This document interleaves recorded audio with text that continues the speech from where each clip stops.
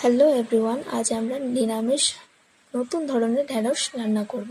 প্রথমেই ঢ্যাঁড়সগুলোকে কেটে নিয়েছি। এরপর সর্ষে, পোস্ত, নারকেল কোড়া, লঙ্কা এবং জল দিয়ে একটা ফাইন পেস্ট বানিয়ে নিয়েছি।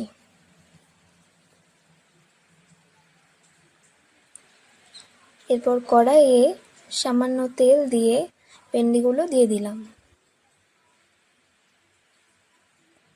ভেন্ডিগুলো ভাজা হয়ে গেলে তুলে রেখে নেব। এরপর কড়াইয়ে তেল দিয়ে কালো জিরা দিয়ে দিয়েছি। এবারে টমেটো দিলাম। টমেটোতে একটু নুন দিলাম যাতে টমেটোগুলো সহজে গলে যায়। এরপর হলুদ দিয়ে সামান্য ভাজলাম। এরপর তৈরি করে রাখা পেস্টটা দিয়ে দিয়েছি। কষিয়ে নিচ্ছি সামান্য, বেশি কষাবো না, কারণ বেশি কষালে সর্ষে আছে তাই তিতো হয়ে যাবে।